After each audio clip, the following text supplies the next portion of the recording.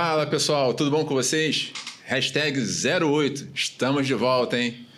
E aí, ansiosos para mais um episódio? Conforme prometido, estamos aqui, hein? Não é não, Cleiton? É isso aí. Voltamos, como sempre, a gente não vai embora nunca. E hoje a gente vai trazer um tema aqui brabeira que a galera vai curtir muito. É isso aí, pessoal. Bom, conforme prometido, estamos aqui com o nosso seguidor e amigo Gilberto Barros, vigilante aí, já da área há bastante tempo. E aí, Gilberto? Correto. Estou atuando na área já tem desde 1994. Meu nome é Gilberto Barros. Trabalhei já em vários segmentos, hospitais, hotéis, condomínios. E atualmente agora trabalho no banco, na empresa FXX da antiga Fênix. Muito bom. Seja bem-vindo, Gilberto. E espero que curta aí o podcast, tire suas dúvidas, esclareça a dúvida de quem está nos assistindo, nossos colegas lá da ponta lá. E nosso amigo Pedro, advogado criminalista, cara casca grossa, que vai tirar todas as dúvidas aí da turma aí. Fala aí, meu amigo. Eu quero agradecer primeiramente, o convite dos amigos Tavares, Cleiton. Para mim é de fato uma honra estar aqui conversando com vocês, falando sobre direito, sobre essa atuação tão importante na nossa sociedade, que é a segurança privada. Espero que seja uma conversa muito boa, principalmente para os colegas seguidores, nossos telespectadores, e a gente consiga aqui juntos tirar o máximo de dúvidas de todos. Muito obrigado. Muito bacana. E aí, Tavares, é crime ou não é? E aí, pessoal, é crime ou não é? Então, aqui trazendo a experiência do Gilberto, com a expertise aqui do doutor Pedro, que vai esclarecer para nós também, que aqui precisa compartilhar com vocês aí e aprender também juntos, o que pode, o que não pode, é crime. E aí, pessoal? Fala, Gilberto. Então, eu queria saber o seguinte, doutor. Eu fiz uma abordagem na porta, na qual a cliente me xingou, me chamou de tudo quanto é nome, e eu retrunquei. Eu tô nesse momento cometendo algum tipo de crime? Então, vamos lá. Primeiramente, eu queria até expor um pouco sobre o que eu vejo de atuação dos vigilantes, que são a ponta da lança, as pessoas que estão ali dando a cara pela sociedade, pelos contratantes. E é o seguinte, é um trabalho que hoje ele é muito... o limite entre a segurança privada e a segurança pública, ela está muito tênue. E, de fato, o vigilante ele tem que tomar muitos cuidados, tá? Porque a gente sabe que existe, sim, a dificuldade, existe muitas vezes um preconceito, as pessoas acharem que o vigilante está ali para trabalhar em prol delas e não em prol do que foi contratado ali. E, dito isso, tem que tomar muito cuidado quando pratica alguma autodefesa e não culminar ali, não acabar praticando um crime, infelizmente. Então, depende, o verdadeiro depende. Se, porventura, o vigilante, respondendo a sua pergunta, o vigilante estiver no seu posto, estiver no seu local de trabalho e for agredido verbalmente por alguma pessoa, algum morador ou algum transeunte ou frequentador do local que o agrida sem motivo, ele pode repelir a justa agressão, com certeza, atuando proporcionalmente àquilo que foi praticado contra ele e, obviamente, considerando que existe ali normalmente um supervisor, existe alguém que pode estar auxiliando, ele pode estar chamando uma outra pessoa até para testemunhar o ato que ele vai praticar e, porventura, não acabar praticando um crime ou respondendo algo que não fez. Ele poderia estar até respondendo um crime por ameaça, caso ele extrapolasse esse limite? Não, pois exatamente. A questão da ameaça, respondendo aqui a pergunta do nosso amigo, vai depender, porque, pelo que eu entendi, a gente está falando de um contra um. Então vai acabar ficando aquela questão de a minha palavra contra o do outro. Então, na atuação, a melhor forma do vigilante ele se proteger é ele trazer uma pessoa, né, trazer uma testemunha, vamos dizer assim, para estar junto com ele, tentando resolver aquele problema. Então, se ele for, de alguma forma, agredido verbalmente por alguém, ainda que tenha um aspecto psicológico de tentar ali naquele momento responder, tentar revidar aquela injusta agressão de alguém, a melhor forma para evitar uma ameaça, evitar que seja registrada alguma ocorrência contra ele, é, de repente, chamar algum colega que esteja ali no posto com ele ou alguém que esteja próximo. Mas, sim, se a resposta do vigilante for excessiva, ele pode, sim, estar respondendo um crime. Então, tem que tomar muito cuidado. Tem uma outra dúvida também. Passou uma pessoa dentro do meu posto de serviço. Eu acionei as autoridades competentes para poder... mas eu não fiz nada naquele momento. Eu estou correndo risco de responder por algum tipo de crime também? Então, mas ela passou e fez alguma coisa? A pessoa estava infartando naquele momento, mas eu não sou a pessoa mais indicada para dizer se era realmente um infarto. Aí eu acionei 192, porém essa pessoa veio a falecer. Eu respondo por algum tipo de crime? Omissão de socorro, por exemplo? Entendi. Então, vamos lá. A omissão, até para deixar bem claro, ela tem várias formas de ser praticada. Tá?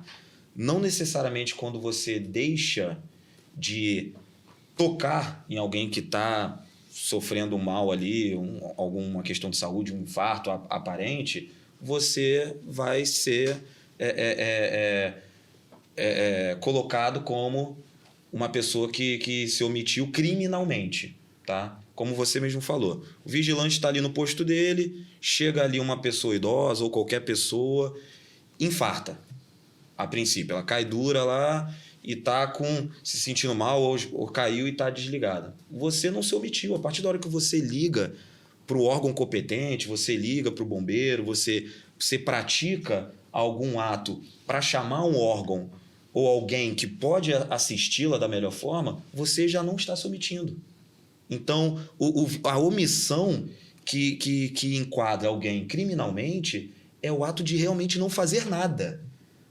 Tá? Então, nesse caso, no seu exemplo, não. O vigilante que vê alguém passando mal, a princípio infartando, e ele ligar, ele não vai estar sendo imputado nenhum crime. Diferente, por exemplo, se o vigilante ele está vendo a pessoa ali caída e ele não fizer nada. Ele continuar no posto dele, olhando fixamente para o local que ele foi contratado, que ele foi colocado, e enquanto a pessoa está ali estribuchando ou morrendo mesmo, ou desmaiada, e aí sim pode ser colocado numa omissão.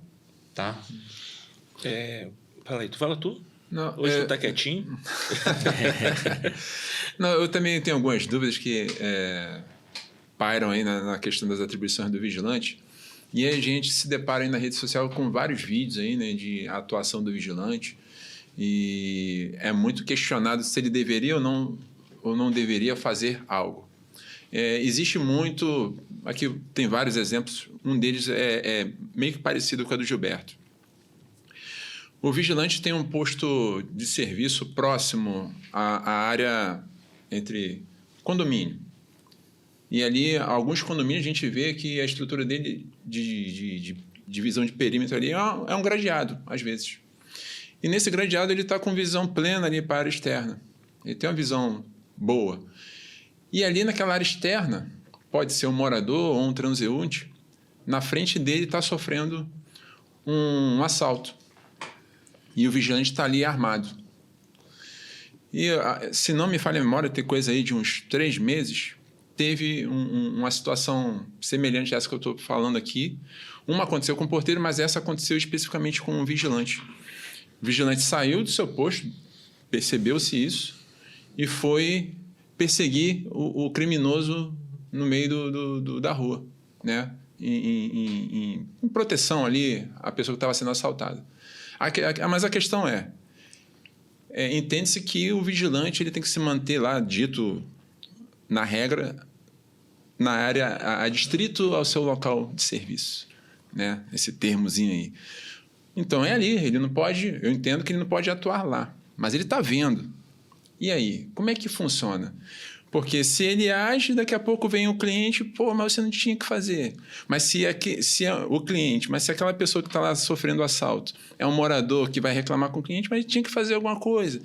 E o vigilante, né? O que ele vai fazer? Não, essa pergunta é muito boa. Essa pergunta é muito boa, Tavares. Então, vamos lá. A gente sabe que o vigilante ele é contratado para atuar num local limitado. O vigilante ele faz parte da segurança privada, que, como eu falei, tem uma linha tênue entre a atuação de segurança privada e segurança pública. Inclusive, eu quero até deixar bem claro aqui que, para mim, e eu acredito que para a maioria da sociedade, ainda mais aqui no nosso estado do Rio de Janeiro, o vigilante ele já não faz mais parte apenas da segurança privada. Ele realmente tem uma atuação de interesse social muito importante. Ele, de fato, faz parte, ou faz complemento, pelo menos, da atuação da segurança pública. Hoje, qualquer um, né, que mora no Rio de Janeiro, ele se sente mais seguro nos locais onde tem a atuação da segurança privada. Quando eu saio, eu tenho medo de ir à rua, mas eu me sinto seguro quando eu vou ao shopping. Quem está lá fazendo a proteção das pessoas, a proteção do local, é o vigilante. Eu não vejo policial no shopping.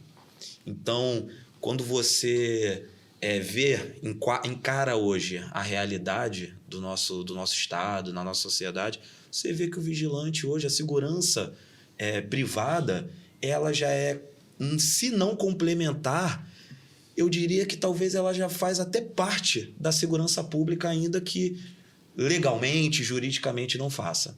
Então, essa sua pergunta ela é muito peculiar, porque você tá perguntando uma atuação praticamente de segurança pública. Alguém está ali sendo assaltado na rua, por exemplo, né? E o vigilante está vendo, ele está com uma arma na mão, ele está no seu local de trabalho, local privado, e ele está vendo um cidadão na rua pública, onde a Polícia Civil, a Polícia Militar, a princípio seria competente para estar atuando, e se ele pode ou não praticar a defesa daquela pessoa, daquele cidadão. Vamos lá. Primeiro a gente tem que entender que a atuação de qualquer pessoa hoje, mas principalmente dos membros da segurança privada, ela é multidisciplinar. Ela não se resume apenas ao nosso estatuto da segurança privada. Ela também tem que ser baseada no Código Penal, tem que ser baseada na Constituição, tem que ser baseada muitas vezes em outros dispositivos de leis específicas que também o colocam com direitos e deveres. Então, diante disso, a gente tem que saber, tem que entender que o vigilante ele é um cidadão, antes de mais nada. E qualquer cidadão verificando um crime ocorrendo, um flagrante ocorrendo, ele tem o direito, não o dever, ele tem o direito de poder percorrer aquele mal e tentar impedir que aquilo se consuma. Então, o cidadão, ainda que não seja vigilante, ele vendo alguém sendo roubado, ele pode sim estar atuando em defesa de uma outra pessoa, inclusive prender aquela pessoa. A lei permite, a Constituição, que está acima de qualquer dispositivo legal, permite, nos dá o direito como cidadão de proteger alguém. Então, o vigilante ali como cidadão, logo de cara, ele já é protegido pela Constituição. Ele tem o direito de ir lá, repelir e ajudar aquela pessoa. E ele, como vigilante, estando ali com uma arma na mão, atuando no seu âmbito privado, ele tem o direito, sim, de repelir aquele mal. Ele tem o dever? Não. Aí que tá. Ele tem o direito. O dever, não. Como eu falei aqui com o nosso amigo. Ele vai ser enquadrado, de repente, numa omissão, por ele estar vendo ali um roubo sendo praticado na frente dele, mas fora do limite da contratação dele, ele não vai responder criminalmente por isso. Ele não está se omitindo, porque ele não tem o dever de defender alguém numa via pública. Mas ele tem um direito. Então, sim, ele pode atuar, sim, ele pode sair do seu posto e proteger aquela pessoa. Ele pode disparar contra o bandido que está roubando aquele cidadão e, de repente, repelindo a injusta agressão ali com relação ao cidadão, até mesmo matar o ladrão. Ele vai responder por homicídio? Não. É claro que a gente tem que deixar bem claro para os telespectadores, para todos que nos ouvem, que na justiça não existe uma receita de bolo, né? Esse advogado aqui não está dizendo que o colega que fizer isso ele é imune a qualquer ação penal, ele é imune a uma investigação. Não, ele não é imune. Mas a regra, né, a atuação, ela tem que ser baseada no que consta na lei, no que consta na Constituição. E a Constituição te permite isso. Então, pode ser que inicie uma investigação, até porque houve uma morte, houve um assalto, uma investigação lá, que o colega, que o vigilante ele vai ser chamado para explicar a situação. Isso pode ocorrer de fato. Pode ser que a empresa e o contratante ele não goste, pode ser também. Mas ele tem sim esse direito. E o dever não, mas o direito sim. Tá? Vai falar, Gilberto. Então, vindo por essa linha de atuação aí, eu estou num autoatendimento num banco, acontece um assalto, o rapaz puxa a bolsa da mulher pelo lado de fora, ela entrando no banco, e eu acerto ele. Nesse caso aí, eu acertei ele ele está do lado de fora, porém ele puxou a bolsa dela quando ela estava adentrando a agência, no autoatendimento. Ali na área dos caixas eletrônicos. A área dos caixas né? eletrônicos. E o cara está na calçada. Tá. Nesse caso aí, eu respondo algum tipo de ação? É a mesma coisa. É a mesma coisa. Você, enquanto vigilante, você foi contratado para atuação no local específico. Correto. Tá?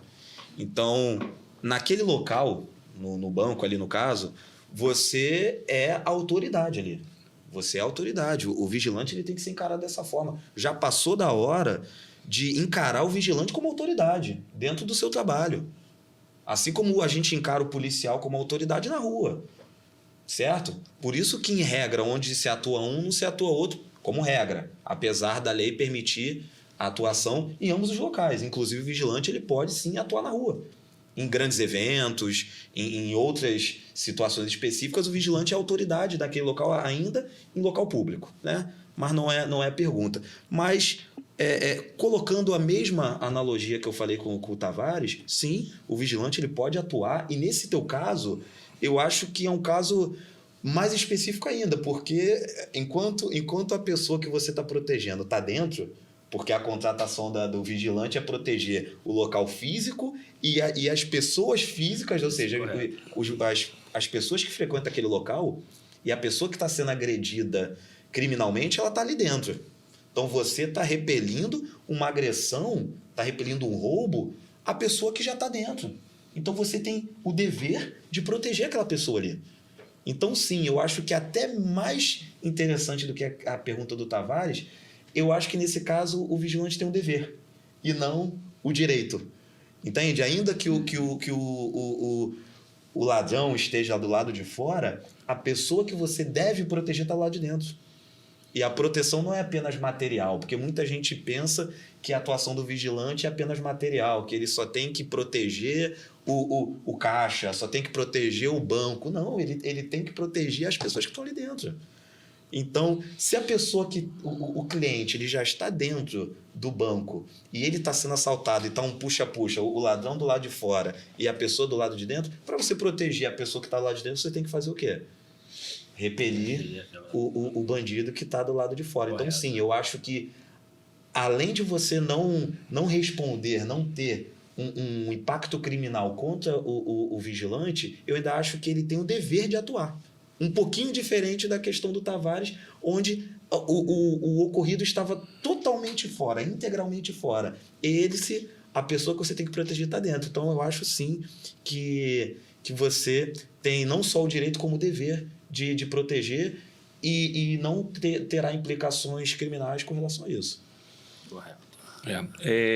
Deixa eu pegar esse gancho e fazer até uma analogia aqui, porque a mente do ser humano vai, né, acaba escutando esse tipo de coisa e vai longe. O fato que já aconteceu, não sei se Tavares vai recordar, do vigilante levar a arma do posto para casa, né? Sim. E aí, pegando essa analogia, o que o cara vai pensar? Não, então calma aí. Se eu sou vigilante, eu sou empregado, eu trabalho com aquela arma, eu posso me defender, então eu posso levar a arma comigo? E aí o que aconteceu? O cara levou a arma para casa e no outro dia, no ponto de ônibus, voltando para o trabalho, a polícia enquadrou ele e foi preso por porte ilegal. Né? Tem que deixar bem específico que o uso é restrito dentro do Local de serviço. do local de serviço. E aí, ele foi preso, né, com porte ilegal. E agora, o que acontece com ele? O que acontece com o vigilante que comete o crime, é pego? Qual o futuro dele? O que ele consegue voltar à vida, não consegue? Pergunta interessante, né? Então, vamos lá. Isso aí até é bom dividir por partes. Vamos, igual o Jack. Vamos dividir por partes. A atuação do vigilante, ela é delimitada. Inclusive, a Polícia Federal, que é o órgão fiscalizador da atuação, ela limita o uso, o emprego da arma ao local de trabalho e no momento de trabalho. Então, o vigilante, a partir da hora que ele pega a arma e leva para casa, ele já está praticando, pelo menos, o crime ali de apropriação indébita ou furto do material contra a empresa. Né? Até para deixar bem claro, a apropriação indébita é quando alguém te dá alguma coisa na mão. Eu deixo a arma com você, ô Cleiton, fica com a arma aqui por enquanto, que tu tá no trabalho, tá? Depois tu devolve lá, aí tu leva para casa. Eu te dei na mão. Então, você ficou com uma coisa que eu voluntariamente dei e você não devolveu. É uma apropriação indébita. Furto é quando você pega sem eu ver. Então, nesse caso, ele estava ali no horário dele de serviço, pegou a arma, levou para casa. Então, eu já vejo ali uma apropriação indébita com relação ao material, né? A arma ali, o objeto. Com relação à empresa. A empresa sendo a vítima, né? E quando ele porta essa arma sem ter esse direito, né, uma vez que ele só tem um porte ali no momento do trabalho, ele, de fato, está praticando porte ilegal de armas. Então, quando a polícia vai lá e prende, ele pode ser, inclusive, criminalmente responsável pelos dois. Ele pode ser denunciado pelos dois crimes, tanto pelo porte ilegal de armas quanto a apropriação indébita. E aí vem, né, a próxima fase, que é o problema maior. São crimes que não têm violência e grave ameaça. Tudo bem, né? Tanto um quanto o outro são crimes sem violência ou grave ameaça. Mas a gente sabe que o vigilante, ele, assim como o policial, tem requisitos muito rigorosos para atuação. E um deles é que não possa estar respondendo criminalmente para atuar na área. Então, provavelmente, logo de pronto, ele vai ser demitido por justa causa, obviamente, da empresa, e ele não vai conseguir atuar em outra empresa, porque ele vai estar respondendo criminalmente. Ele vai ser conduzido em flagrante, provavelmente continuará preso, porque hoje em dia esses crimes de porte ilegal de armas, normalmente os juízes eles não estão liberando, né, não estão soltando na audiência de custódia, que é o que ocorre quando alguém é preso. A pessoa é presa, em até 24 horas depois dessa prisão, ela é levada a um presídio, normalmente aqui em Benfica, presídio Benfica, o Frederico Marques, é levado lá a um juiz de custódia, que a gente chama. Esse juiz ele só analisa os requisitos legais da prisão, se a prisão foi legal ou não. Se a prisão foi ilegal, essa pessoa pode ser solta. Se for legal, ela é mantida presa. E é o que acontece. e dificilmente é colocado em liberdade também no decorrer do processo. Mas digamos que seja colocado em liberdade. Ele vai ter dificuldade de conseguir um outro emprego, até porque a lei e agora o novo estatuto da segurança privada do ano passado, setembro do ano passado, ela também coloca expressamente isso. Requisitos e um deles não está respondendo. Então, sim, isso vai prejudicar o vigilante de uma forma absurda, onde ele vai perder o seu ganha-pão logo de cara. E aí vai percorrer ali um processo penal, onde vai verificar se ele é ou não culpado. No seu exemplo, né?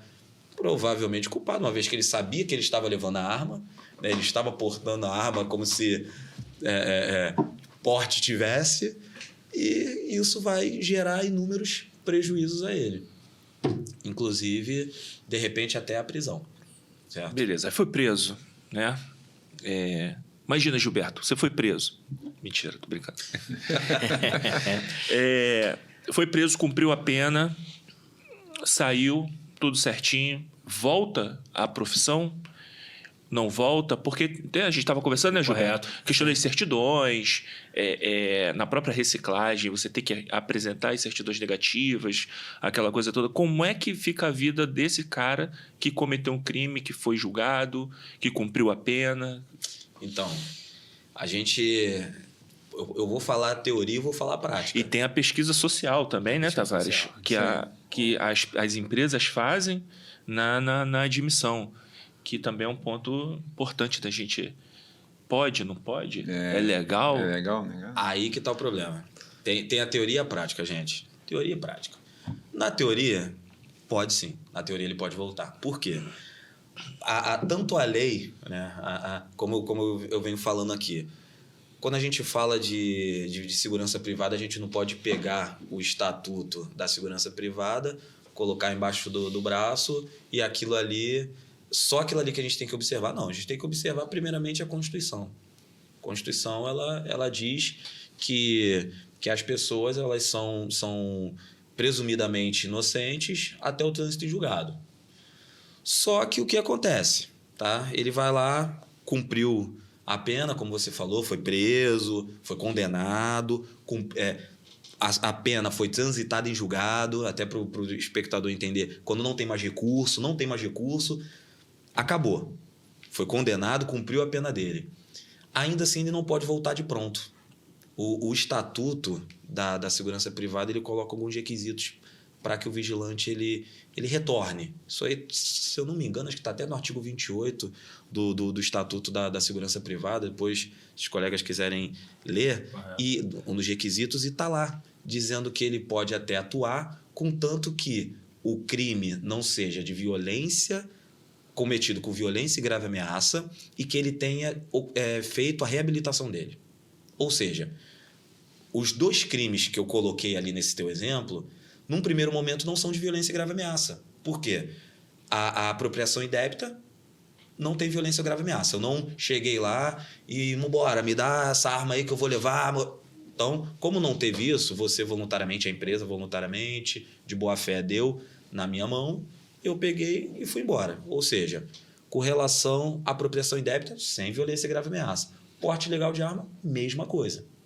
Então, são dois crimes que não têm violência e grave ameaça, e lá está dizendo que não pode com violência e grave ameaça. Então, o primeiro requisito está aceito. Então, ele pode voltar. Segundo requisito, reabilitação. O que é reabilitação? Cumpriu a pena direitinho, foi lá, está zerado com a justiça.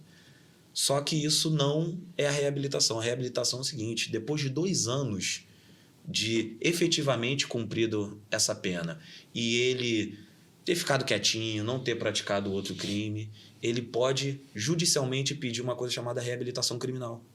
A reabilitação criminal ela é como se fosse um certificado de nova conduta, vamos dizer assim, um certificado de nova conduta. Ó, o cara praticou o crime, o cara foi lá, fez um monte de zebra lá, mas virou um bom moço. É a segunda via da certidão de nascimento dele. É isso aí, o cara tá bom agora, gente. Ó, aqui é o certificado que o vigilante tá autorizado, tá bonito. E aí ele pega essa reabilitação e, de fato, crime sem violência e grave ameaça. reabilitação criminal, ele pode voltar ao trabalho. Essa é a teoria. Agora a prática. A prática é a seguinte, gente, vamos falar português claro. A empresa ela vai analisar, vai verificar que você praticou um crime com relação à empresa, que você estava usando uma arma de uma outra empresa, e dificilmente você vai ter oportunidade. Mas a lei permite. Agora, a contratação ela fica a cargo do contratante. A empresa ela não é obrigada a contratar alguém que teve um crime. Não é obrigada. Tá? Ainda que... E a empresa tem acesso a essas informações? Então, até a reabilitação, ela tem acesso sim. A partir da reabilitação, não deveria. Porque a reabilitação ela não tem esse nome à toa. Ela coloca a pessoa num zero game. Ela zero game. Ela faz com que a pessoa que praticou um crime ela possa voltar para a sociedade de forma integral.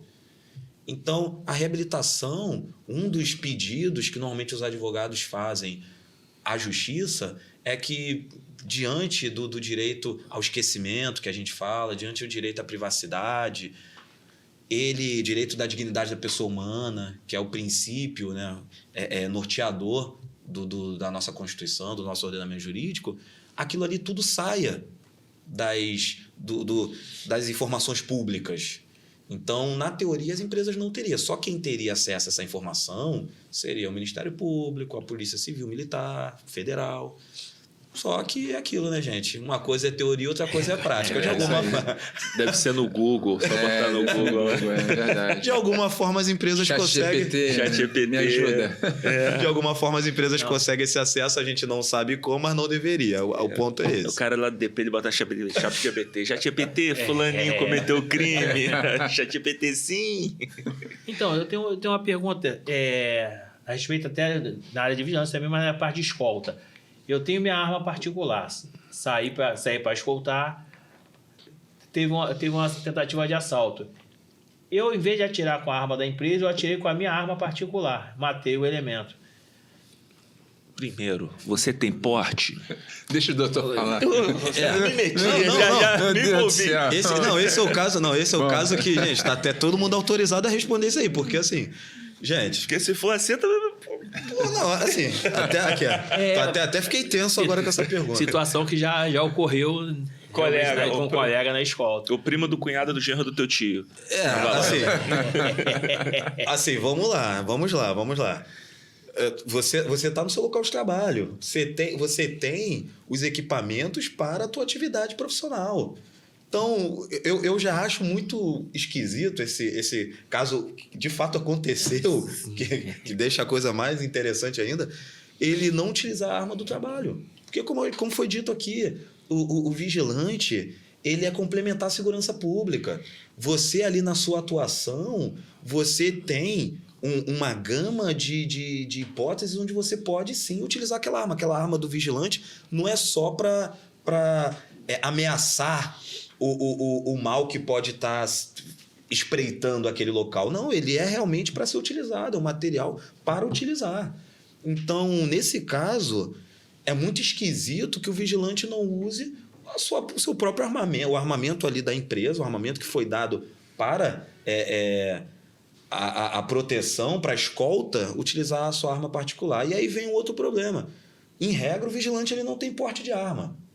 No máximo, com mais facilidade, consegue ali uma posse para poder utilizar esse armamento dentro da sua casa, né? Dentro ali do seu lar. Agora, quando a gente fala de uma escolta armada, a gente está falando de um local público, provavelmente. Então, a gente está falando de um porte de arma. Se o vigilante utilizar, mesmo numa injusta agressão, a sua arma que não possui porte, ele pode sim tá praticando um crime, porte legal de arma, inclusive a depender do caso ele mate alguém ou quase mate, ele pode estar sendo imputado um homicídio ou tentativa de homicídio, sim.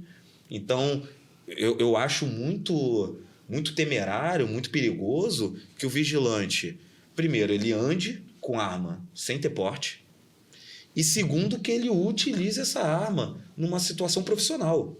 Porque é aquilo. A gente sabe que o nosso país, ele é, infelizmente, muito perigoso. Então, na realidade, muitas pessoas utilizam armas com medo. Ainda que não tenham portes, o cidadão, ele prefere, muitas vezes, sofrer uma ação penal por porte ilegal de armas do que morrer. A gente tem que falar a verdade. A verdade tem que ser dita aqui. Verdade.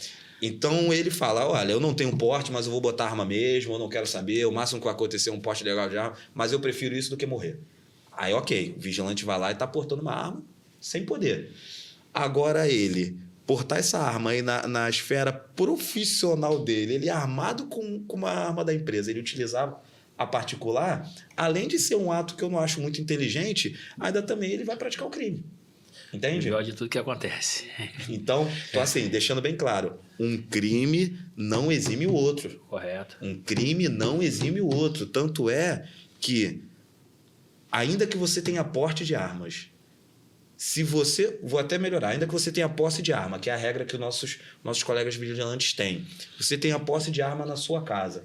E aí o vigilante, no seu lar, com a sua família, tá ali no churrasquinho, dentro do quintalzinho dele, na casa dele, a arminha dele tá ali, plenamente ilegal, e aí um cidadão vai lá, ladrão de fio, os caras fazem tudo lá, rouba a cobre, entra na casa dele e, de alguma forma, vai para cima dele. Ele, na legítima defesa, ele pode estar atingindo aquela pessoa. Atingiu na perna, o cara caiu, o cara tá lá caído, se o vigilante chegar e atirar na cabeça, execução. Execução. É grade. Não é legítima defesa. Então, até quando você está atuando dentro da legalidade, pelo excesso você pode praticar um crime. Então, você está dizendo que até em casa, o uso progressivo da força, vamos dizer assim, como está lá o vigilante, se estivesse no posto de serviço e também estando em casa, ele deve também exercer o uso progressivo da força, ou seja, repelir essa injusta agressão de forma gradativa até que estanque aquilo ali. Não finalizando com um tiro na cabeça, mas estancando ali aquela injusta agressão. Seguir a etapa da... Não, exatamente. Assim, saindo até da parte particular, indo para profissional mesmo. O vigilante está lá no posto dele, e aí chega lá um ladrão, o vigilante está armado, troca tiros lá com o cara tá armado também, trocou tiro, a coisa totalmente dentro da legalidade, atuação bonita, baleou o cidadão na perna, tirou a arma do cara. Você não pode atirar mais. Você tem que render... Agora, Pedro, dentro desse raciocínio todo, o que tem mais acontecido nos postos de serviço, no banco não acontece isso, raramente, muito raramente. É o ladrão aí de cobre, de alumínio, o cara tá na mão, ele quer furtar. Mas naquele local tem um vigilante. Tem um vigilante e muitas das vezes armado. E aí o cara se esgueirando ali pelos cantos ou pela vegetação e tal, não para surpreender o vigilante, para ele não ficar na vista do vigilante e praticar o furto que ele quer, levar lá os bens que tem ali que ele já enxergou em algum momento. Seja os fios de cobre, seja um fogareiro, seja um rádio, seja, enfim, o que for ali que ele achar de valor querer levar. E aí o vigilante flagrou. E aí o tal do tiro de advertência. Comenta pra gente esse bendito... Não, eu dei um tiro pro alto, outro em cima, eu dei um tiro pro chão. O cara vai usar o armamento ali, né, para querer afugentar um intruso. Como é que a lei enxerga isso? Como é que... Orienta aí pra gente, como é que isso... Gilberto tem cara que já deu muito tiro de advertência. Não, foi o primo do tiro. Foi verdade. Só para completar o raciocínio, porque quando a empresa vai comunicar, não atingiu lá o intruso, e quando a empresa vai comunicar, né, fazer o registro de ocorrência, para posteriormente comunicar à Polícia Federal que houve o disparo de arma, ela vai ter que dizer ali a dinâmica ali o que aconteceu. Exatamente. Né? E aí, como é que é isso? é enxergado Exatamente. juridicamente? Assim, então, vamos lá.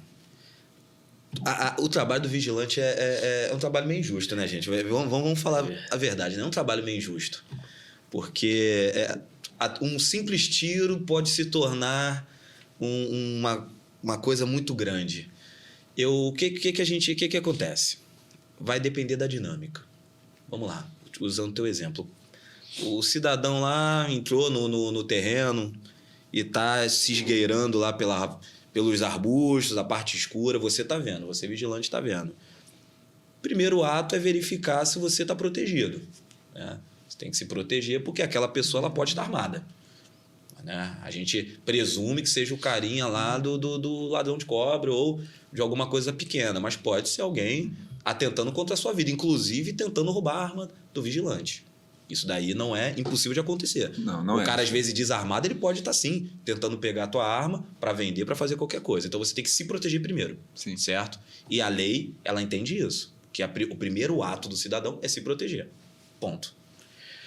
Segundo, você verificar se tem alguém com você. Se não tiver alguém com você, você tentar, de alguma forma, ligar para a polícia, até para se proteger juridicamente. Já é o primeiro ato de proteção do vigilante. Porque quando você liga para a polícia, liga para o seu supervisor, você já está se protegendo, certo? Se protegendo daquilo que pode ocorrer, aquilo que iminentemente pode ocorrer. Ok, digamos que você não tenha ligado para a polícia e tenha agido ali com um tiro de advertência. Tem que tomar cuidado. O tiro, porque a gente sempre fala, sempre orienta a polícia, enfim, todo mundo orienta que o tiro seja para cima. Porque quando você atira para frente, mesmo que seja longe da pessoa, você pode estar praticando uma tentativa de homicídio. As pessoas pensam que a tentativa de homicídio ela apenas ocorre quando você acerta a pessoa e não mata. Não. A tentativa de homicídio, existem várias tentativas de homicídio, e uma delas é quando você não atinge, que é o que a gente chama de tentativa de homicídio branca ou incruenta, no termo técnico. É quando você tá lá, tá vendo o cara ali, o cara tá aqui. Você atira para cá. Pá! Aí, para bater no muro, alguma coisa do tipo, e ali a pessoa que pode estar te colocando em risco, ele correr. Então, quando chegar a perícia ali, se você tiver sorte de ir uma perícia e constatar que você atirou para o outro lado, de repente você pode se dar bem. Mas se não tiver perícia? E se aquele tiro acertar no muro e a polícia entender que você tentou acertá-lo? Você pode estar sendo ali denunciado por uma tentativa de homicídio, cara. Então, eu sempre oriento qualquer pessoa, qualquer colega da segurança privada, a primeira coisa é se proteger. Como se proteger? Se esconde, liga para a polícia, porque já mostra o teu ato de boa-fé. Já mostra que você está praticando o ato da forma mais legal possível. E se porventura você não tiver jeito, o cara está vindo perto de você, está te circulando de uma forma que a tua vida está em risco, você vai atirar para o alto, isso vai estar comprovado numa perícia. Vai chegar ali a Polícia Civil, né? Vai constatar. Caso não tenha não tenha esse instrumento, né? A polícia, a empresa, ela vai estar enviando isso para a Polícia Federal, e a Polícia Federal provavelmente vai estar levando alguém ali para fiscalizar, para verificar se de fato foi dessa forma, e aí não vai dar nada para o vigilante. Mas eu sempre oriento a não atirar. Se você não puder, não atire. Se o cara está numa distância segura, ainda que você esteja com medo, ainda que você esteja sozinho, ainda que ele esteja no escuro, tenta ligar para o seu supervisor, tenta ligar para a polícia e proteger a sua vida em primeiro lugar. Atirando, quando você atirar, você pode estar colocando os dados na mesa. E aí os dados na mesa a gente não sabe o que pode acontecer. Pode ter um delegado que entenda de uma forma diferente, pode ter um juiz que entenda de uma forma diferente, um promotor de justiça que entenda de uma forma diferente, e você colocar seu trabalho em risco. Aproveitar aí também a continuação lá do Gilberto, lá, que ele falou do colega lá que usar arma própria para fazer a escolta. É o colega. É o primo do cunhado, do genro, do tio dele. Cara, por quê? Porque eu queria entender, assim, de repente alguém está aí assistindo. Por que o Gilberto, que é vigilante, a Polícia Federal deu ok, você está apto a trabalhar armado, toma arma. Ele é agente, toma uma pistola.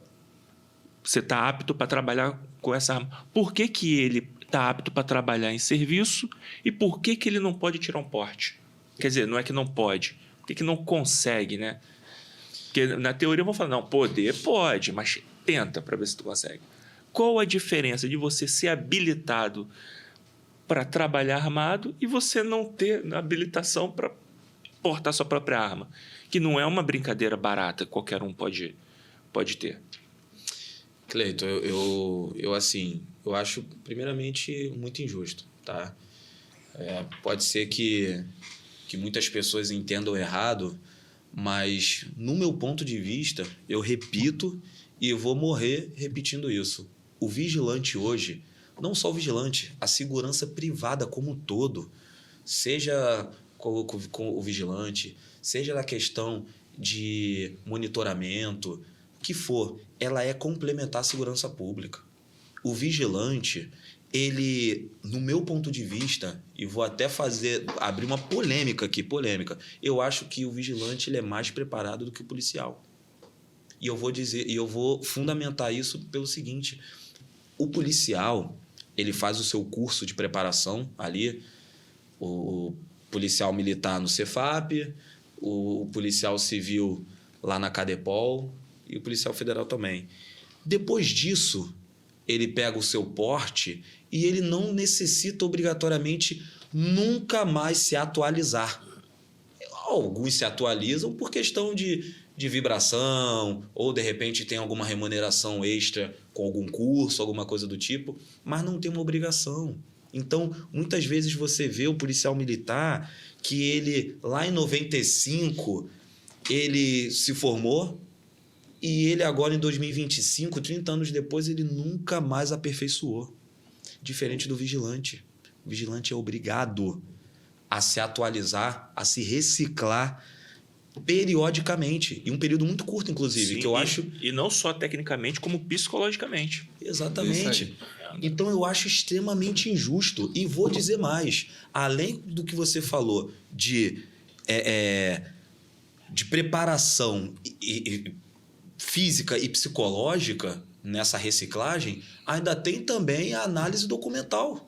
Então, de tempos e tempos, em um período curto, o vigilante ele tem toda uma gama de atualização. Atualização com relação à sua preparação técnica, atualização com relação à sua preparação psicológica e atualização com relação à sua vida social. Diferente do policial. Por que essa pessoa não pode ter arma?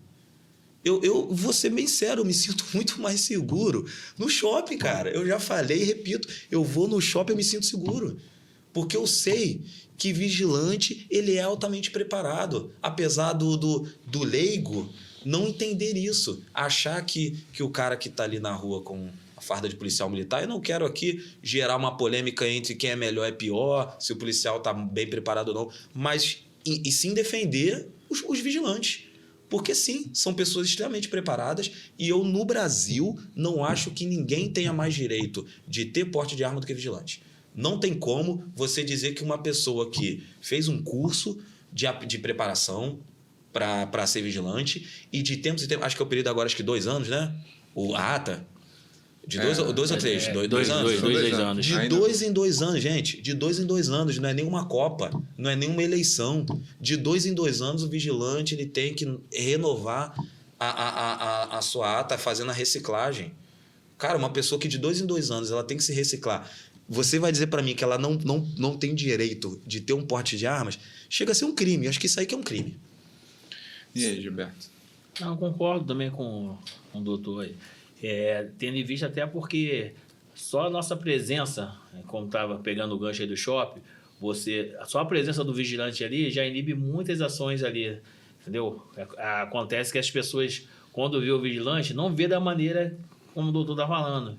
Fala, pô, só tem mais um guardinha ali no shopping ali, mas não sabe a importância que tem a presença do segurança ali. E a grande maioria vê como um ponto de informação, né? Olha, quer saber alguma coisa do shopping? Cadê o guarda? Tá a loja, cadê Aí o vai perguntar ao guarda, eu quero ir na loja tal. Pô, não é a função. O shopping tem equipe lá de brigada. Teve princípio de incêndio. É o vigilante que é o primeiro a acionar, enfim, exatamente. Fazer qualquer... Né? E aí, Gilberto? Mas isso tudo aí dentro da realidade, lá do seu dia a dia. Vamos comparar aí. Não, na verdade, a realidade é totalmente diferente, né? A gente aqui estamos falando aqui do que deveria ser, mas não é o que acontece realmente no esporte de serviço. A gente, muitas vezes, somos descriminalizados, o vigilante não faz nada, tá ali na porta só para impedir, para mandar botar o objeto de valor, o objeto de metais no armário. Mas não sabe quem está ali para dar segurança para eles e para a nossa própria segurança também, né? Mas, Gilberto, eu vou dizer uma coisa. Isso está mudando. Isso está mudando. É claro que é um processo, mas está mudando. Hoje em dia, eu pergunto para qualquer cidadão, qual é o meio de transporte que você se sente mais seguro? O metrô. O único meio de transporte que você vê policial militar fardado, muitas vezes indo para o trabalho, que você vê as pessoas leves, as pessoas ali tranquilas, é o metrô. Apertadas, mas leves. O que tem lá no metrô? Quem protege as pessoas que estão lá no metrô? O vigilante. Não tem polícia fazendo lá. Quando você vai sair, tu sai de casa, tu tá na praia. Na praia não tem vigilante. Tu se sente seguro? Você não se sente seguro. Se sente seguro no shopping. Tu se sente seguro num evento que tem lá os vigilantes. Até em evento público hoje, estão colocando vigilante, cara. Até evento público. E você se sente muito mais seguro, né? Eu falo isso como cidadão mesmo. Eu me sinto muito mais seguro quando eu vejo o vigilante lá, cara. E o vigilante hoje está atuando, né? Tá atuando na Polícia Federal, na Polícia Civil. Cidade da Polícia hoje tem vigilante lá de linha de frente. É o que está levantando a cancela. É o vigilante protegendo a polícia. A polícia. Não, isso aí. E vou dizer mais. Assim, quando eu tô levantando essa bandeira do vigilante hoje, ser para mim é complementar a segurança pública, não é à toa, não. Eu fui semana passada no Ministério Público Federal. Cara, no Ministério Público Federal. Aquele órgão lá que a gente sabe, né, que bate em corrupto, que briga lá em cima com esferas grandes. Você sabe quem protege o Ministério Público Federal? Os vigilantes, cara. Ou seja, quem está protegendo o procurador da República é vigilante, meu amigo. Não tinha um policial federal lá, não tinha... É vigilante. Então, assim, os colegas hoje, eles têm um status social que está mudando. É claro, ainda tem muito preconceito. Inclusive, os próprios vigilantes muitas vezes têm preconceito consigo mesmo. Não se vê dessa forma, não se vê tão importante como deveria. Ou se olha assim, pô, não, eu sou vigilante. Não, amigo, tu é vigilante, cara. Tu é importante pra caramba. Então, eu vejo que está mudando. Eu vejo que está mudando e eu tenho um carinho absurdo. Até porque na minha família tem muitos vigilantes. E eu tenho um carinho, tenho um respeito, tenho uma admiração muito grande. E de fato, no mundo real, os vigilantes hoje eles são muito importantes para que o Rio de Janeiro, principalmente, não vire uma anarquia. Concordo. Gilberto, mas você há de concordar que não é a maioria, deixo bem aqui registrado, não é a maioria. Porque às vezes o que a gente vê na mídia aí, às vezes é a minoria que faz um pequeno ruído e acaba manchando a imagem da categoria como um todo. Você vê aí um vigilante que a gente não está aqui para investigar se ele estava na legalidade ou não, exercendo a função, né? Vigilante que está lá numa boate. Geralmente o perfil desse colega é aquele camarada de 2 metros de altura por 3 de largura, né? E aí, fato aí recente que percorreu aí as redes sociais, o camarada tampou um dos clientes lá no tapa. Aí o camarada, beleza, vigilante na mão. O vigilante ali não estava armado. Geralmente, esses camaradas que estão numa boate e tal, ele está num controle de acesso, né? E desarmado. Está respaldado com um outro segurança que não é um segurança, é um policial fazendo uma hora extra ali pro dono da boate. Né? É o cara que está armado, que tem lá o porte de arma. E aí o camarada tampou o outro na pancada. O que aconteceu? No momento oportuno, o cara voltou, executou o vigilante. Eu penso o seguinte, que alguns se excedem. Infelizmente, alguns se excedem. É o cara que está na escolta com a própria arma. Que a galera de escolta, eu vou falar para vocês, hein? Vocês se acham, mas tem que estar ali, filho, no seu quadrado, justamente para não cometer o excesso. A galera de carro forte também se acha.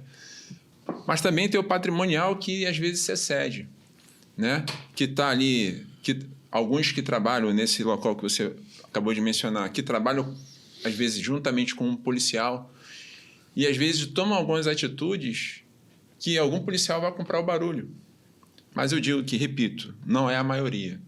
A maioria está ali enquadrada, cumprindo ali seu papel direitinho, no seu estabelecimento ali que foi delimitado. Mas também eu penso que essa minoria e os colegas precisam naturalmente, né, tirar essa galera do meio, do seio ali, que contamina a imagem. É por isso que o leigo, o cliente, ou o cliente que toma um serviço, ou aquele que circula no âmbito ali, seja no shopping, seja num edifício comercial, seja no banco, ele não sabe efetivamente a atribuição do vigilante e chama o vigilante de guardinha, ou a vigilante feminina de guardete. Esses termos pejorativos que eu entendo dessa forma, porque aquele outro lá que cometeu um excesso, um desvio, né, manchou a imagem. E tu sabe muito bem que tem uns colegas aí que, vou te dizer, hein, é o dormilante, é o vigilícia, tem um que leva até seu próprio papelão pro posto. Seu próprio papelão pro posto. Já anda com papelão, né? Né, Gilberto? Diferente de você. Isso eu posso falar. Você sempre foi por isso que você até está aqui. Mas tem uma galera aí, velho, que dá a bola fora, deixa a mão estendida para tomar o bolo. Infelizmente, deixa a desejar.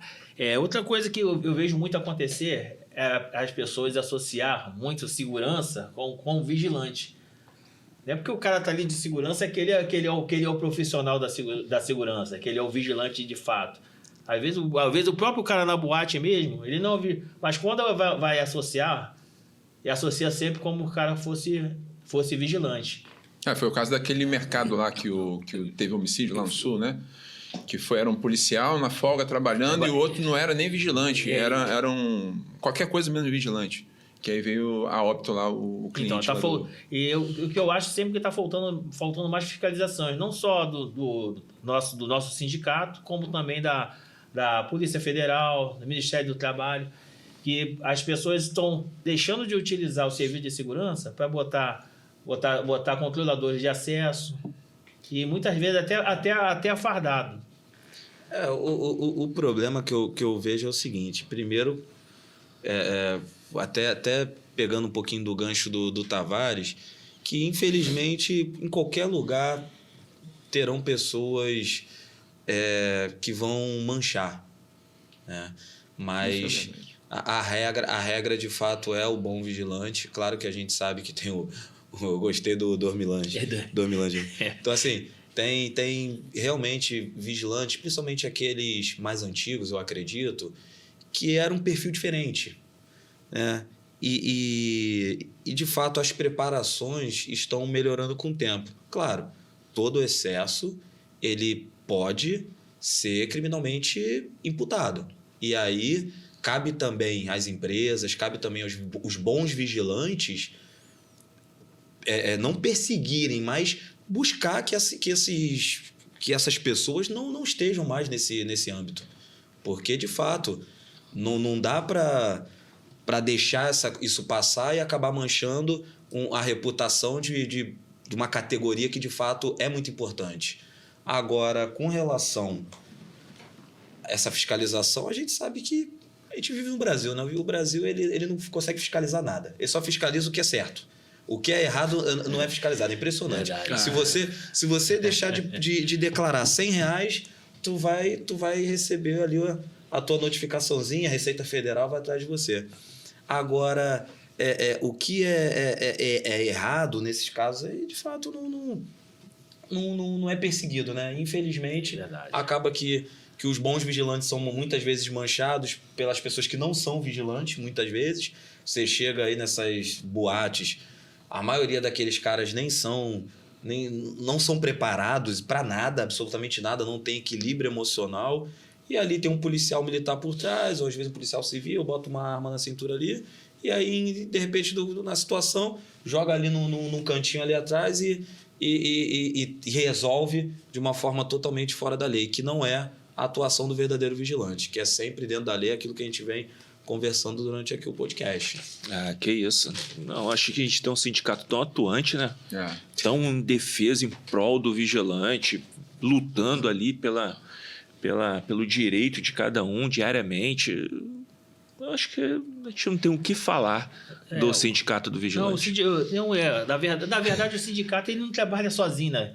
O sindicato não trabalha sozinho. Eu posso falar com experiência própria, até porque em muitas ocasiões eu precisei do sindicato, inclusive algumas empresas que tive a oportunidade de trabalhar com o Tavares também, e o sindicato fez lá presente.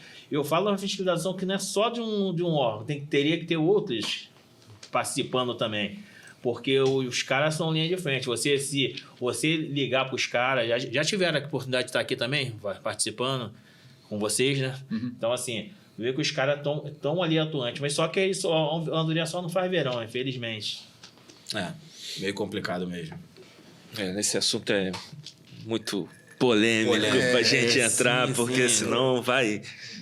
Vamos manter no foco aí que o doutor está aqui hoje, aproveitar que ele está aqui e a gente conseguir... Vamos evitar ser preso hoje. Como não ser preso? Como não ser preso?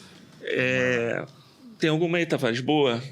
Então, a gente falou muito aqui das questões de porte ilegal de arma, situações de um possível confronto e etc.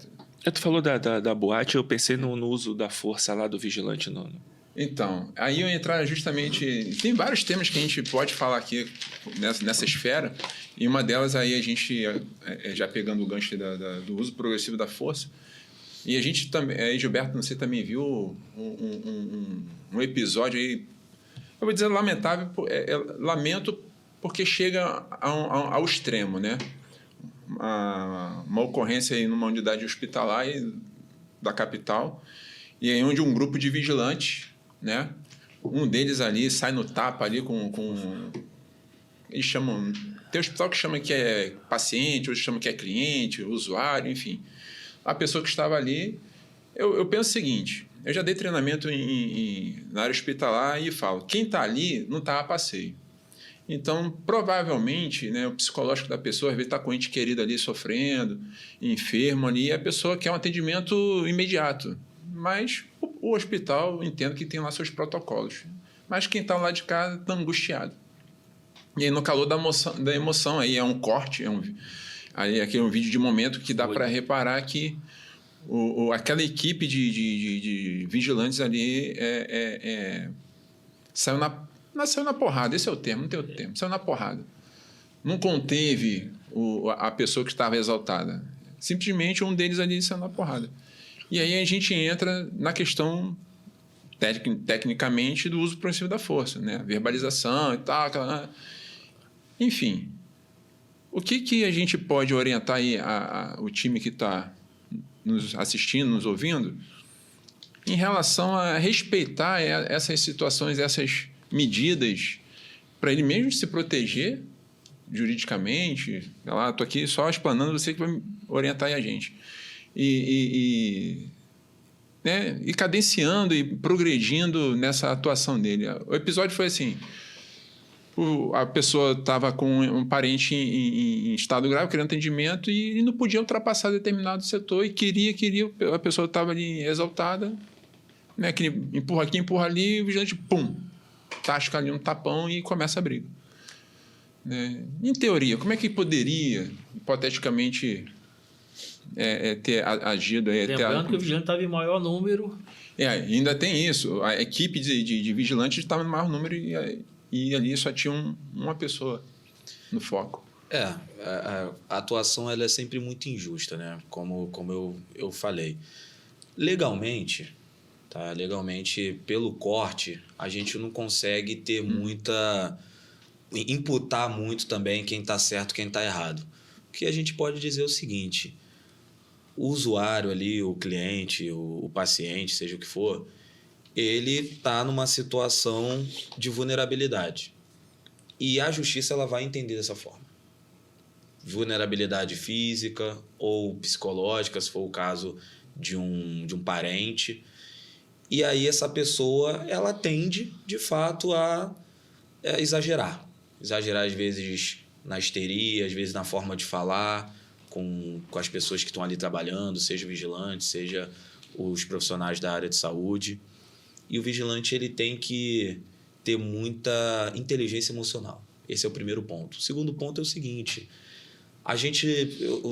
não deu para ver, eu vi esse vídeo, né? De fato foi lamentável para ambos os lados, porque eu sei que aqueles vigilantes ali também são pessoas trabalhadoras e eu acredito sim que aquilo ali vai prejudicar a vida deles.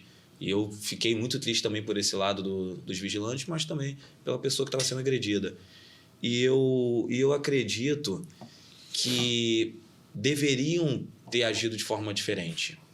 Como a gente falou aqui bastante, ainda que você esteja com a sua razão, como profissional preparado e qualificado, você não pode agir como brigador de rua. Você tem que agir de forma técnica e proporcional. Então, a partir da hora que os vigilantes, em maior número, acho que eram 3 contra 1, a partir da hora que os vigilantes eles não repelem da forma proporcional, de repente com uma imobilização ali, eu não sei se tinha equipamento para isso também, não sei se tinha ali equipamento para também imobilizar. A gente sabe que quando a pessoa está irritada, ela tem muita força. Então, eles poderiam sim ter chamado o efetivo policial para conduzir aquele cidadão à delegacia, ou até mesmo para acalmá-lo, de repente uma polícia militar chegando ali.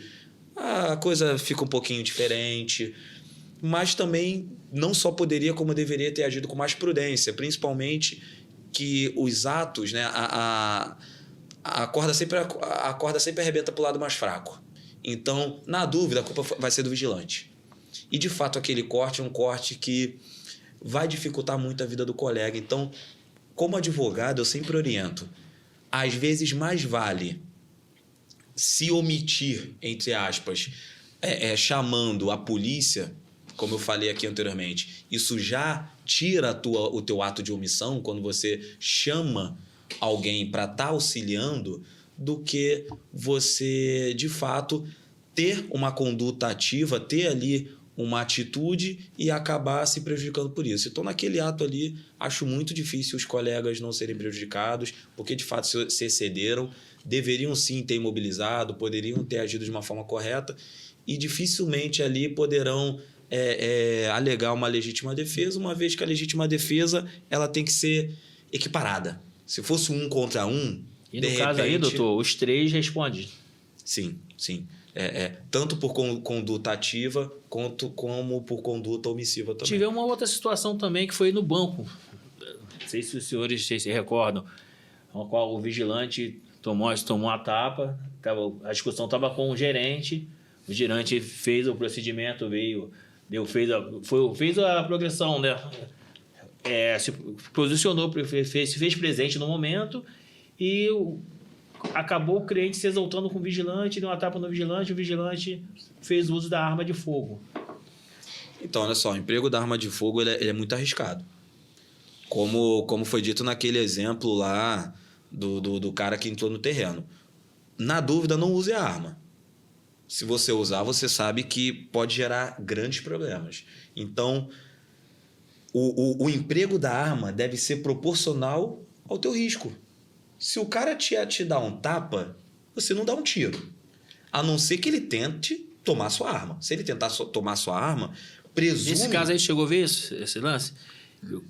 Que o vigilante foi intervir na discussão do cliente com o gerente, porém a discussão mudou para o vigilante. E o vigilante pedindo para ele parar, fez o procedimento, pedindo para ele parar, ele continuou partindo para cima do vigilante, ele estava evitando o contato, estava protegendo a arma, evitando o contato. Num dessas intervenções, ele conseguiu acertar o rosto do vigilante. Aí o vigilante atirou nele. Mas atirou onde? Atirou na perna dele. Assim, tem uma boa tese defensiva, tá? Tem uma boa tese defensiva. De fato, o vigilante ele vai ser investigado essa situação. Isso daí não vai parar só no registro de ocorrência, vai andar para frente, mas existe uma tese defensiva, sim, de uma legítima defesa, de repelir uma injusta agressão. Porque a partir da hora que você está armado, você tem como se defender, mas também você pode dar arma para também te matar. Então, se uma pessoa está vindo para frente e você está determinando que essa pessoa pare ou que ela recue e ela continua andando para frente, existe sim a possibilidade do emprego progressivo ali da arma atirando na perna. Mas a gente também entra num risco muito grande de colocar ali uma tentativa de homicídio. Por quê? Quando você atira dentro de um local fechado, como um banco, você está colocando outras pessoas em risco. Tem esse primeiro problema, esse primeiro fato que vai ser analisado pela polícia, enfim, pelos órgãos da justiça. E o segundo fato é o seguinte: o risco era tão iminente assim? Porque se você tiver uma distância onde a sua vida ainda não está em risco, você atirar só porque ela está andando para frente, pode ser que você entre ali numa questão de tentativa de homicídio. Então, diferente do que eu falei. Ele verbalizou e o outro vigilante não atuou. Então, assim, ele não estava sozinho, porém, ele foi proativo na abordagem ao cliente. E esse cliente estava muito alterado, na verdade, estava muito alterado. E continuou partindo para cima dele, ele verbalizando, e aí ele teve uma hora que... Mas assim, Gilberto, aí eu vou aqui teorizar algumas coisas e, sim, aí você até me corrija se eu estiver errado, Pedro. Lá dentro da formação do vigilante, que tem todas aquelas teorias, o mundo ideal, né? Pô, quem dera que conseguisse ser aplicado na risca. Mas aí, vamos supor, ele tentou repelir ali, verbalizando, tal, depois partiu para o disparo. Mas entre um e outro, eu lembro que dentro da formação do profissional, tem lá a matéria de defesa pessoal. Isso lá na frente, numa investigação, isso pode ser apontado assim, o cara ele não é o especialista em defesa pessoal, mas ele tem a noção de defesa pessoal porque faz parte da grade curricular dele lá de aprendizagem. Manuseio de armamento, defesa pessoal, combate a princípio de incêndio, técnicas de investigação, está lá na grade curricular dele, na formação, né? Está lá tantas horas e cada matéria o que ele aprendeu. Correto. Lógico que no mundo ideal, né, não é todo colega que tem a disponibilidade nem a aptidão física para praticar uma atividade física que venha a condicionar ele para tal. Mas lá na frente, será que alguém pode... mas você tem esse tipo na teoria, você aprendeu isso. Por que você não aplicou isso aqui antes do disparo? Você só verbalizou. E aí você já pulou depois para o disparo porque você não conteve, mesmo estando com a arma na cintura. Aí eu tô aqui... exatamente. O disparo é o que a gente chama de última ratio.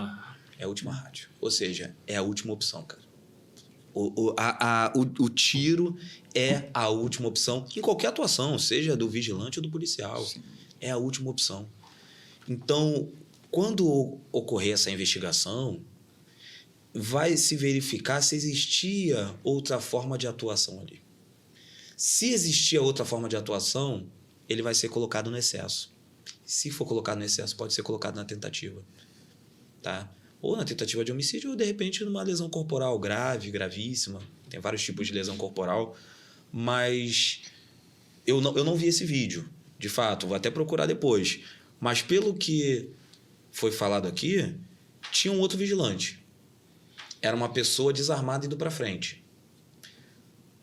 O combate corpo a corpo de alguém que está armado com uma pessoa desarmada, ele é perigosa. Ele é perigoso.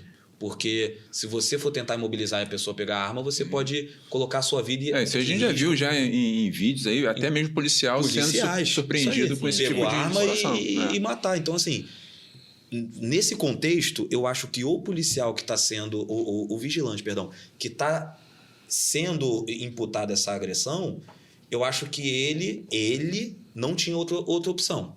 Outra opção, senão com o emprego da arma. Atirar talvez seria a opção? Não sei. Pode ser, talvez, tentar apontar a arma, mandar pro chão, algo do tipo, antes de atirar. Agora, tentar imobilizar, eu acho que colocaria em risco a vida dele e das outras pessoas, porque talvez essa pessoa pudesse estar em surto. Imagina, o vigilante vai lá, tenta imobilizar, o vigilante armado tenta imobilizar aquela pessoa, aquele cliente ali, perde a arma, o cara não só atira no vigilante, como atira em outra pessoa ali, um outro cliente do banco. Então eu acho que a imobilização não era opção nesse caso, com relação a esse vigilante, mas tinha um outro. E isso daí também vai ser investigado. Por que o outro vigilante ficou parado? Não atuou. E aí entra naquela questão. Você pode ser enquadrado criminalmente, tanto pela ação como pela omissão. Então, o vigilante que atirou, ele pode ser enquadrado. Assim como o vigilante que ficou parado. Uma outra dúvida, doutor. Esse outro vigilante, ele poderia, de uma certa forma, guardar a arma dele e tentar imobilizar o... Ele tinha várias formas de atuar. Porque, assim, eu não vi o vídeo, eu não sei como era a dinâmica das posições ali. Mas eu vejo o óbvio. A partir da hora que alguém está vindo para frente, está sozinho, pode vir alguém por trás e o imobilizar. Você concorda comigo? Então, eu entendo, sim, que pode, né? Não estou aqui afirmando nada, até porque o direito não é uma receita de bolo. Mas eu estou aqui visualizando que pode, sim, ser enquadrado uma omissão com relação a esse vigilante. Porque ele tem a obrigação de atuar. O vigilante, ali dentro do seu quadrado, dentro do seu limite de atuação, nesse caso ali do banco, ele tem dever de atuar. E ele não atuando, ele pode, de repente, o vigilante que atirou pode não responder criminalmente, e o que ficou imóvel, omisso, pode responder. Mas tá eu e o Tavares, eu posso guardar minha arma? Minha pergunta é a seguinte: eu posso guardar minha arma em segurança e tentar imobilizar ele desarmado? Mas vai dar tempo? Assim, isso aí é Gilberto. Mas vai dar tempo? É isso que eu tô falando. Se eu posso me desarmar para poder imobilizar ele. Não, o cara tá lá surtando. Não, calma aí. Calma aí, segura rapidinho. Porque o outro vigilante, na verdade, ele ficou escondido. Quando ele viu que o rapaz estava partindo em direção ao vigilante que ele tinha como alvo, ele saiu de cena. Ele foi para trás da pilastra. Então, o outro vigilante, o vigilante omisso, vamos falar assim? Melhor, o vigilante omisso. Vigilante omisso. Assim, porque ele foi omisso. Se é criminalmente ou não, a palavra omisso se enquadra do que ele fez. Ele se omitiu.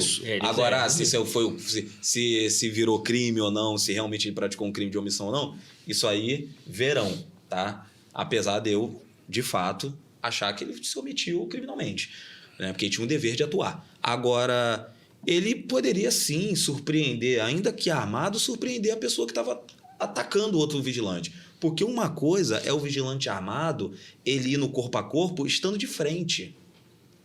Outra coisa é o que está atrás. A gente está falando de alguém que vai ter uma cobertura, você entende? Porque evitar o corpo a corpo é proteger a si e a outrem. Proteger de você eventualmente perder a arma e acabar culminando numa tragédia maior. Mas o vigilante que está atrás, ele poderia sim abordar, ainda que tivesse o corpo a corpo, teria um outro vigilante que já estava atuando para proteger a vida dele e das outras pessoas. Então, ali, se a atuação fosse em conjunta, dificilmente ocorreria isso que aconteceu do tiro. E com relação ao vigilante que atirou, eu espero de verdade que não ocorra juridicamente nada contra ele, porque é fração de segundos. Fração de segundos. Pelo que eu vi, ele chegou a ser preso, porém ia responder em liberdade. Responder em liberdade. Eu torço para que a justiça, nesse caso, seja justa, ainda que tenha ali ocorrido uma dinâmica que ele tinha mais opções. As opções eram poucas. O máximo que ele tinha ali, no máximo, era apontar a arma e tentar, de repente, uma imobilização feita pelo outro vigilante ou atirar. Então, como se reduziu muito, ele fez o que... Curiosidade, falando aí, ele foi preso, né? Foi preso. Curiosidade. Que fala-se muito da prisão especial. Isso acontece de fato? É especial mesmo?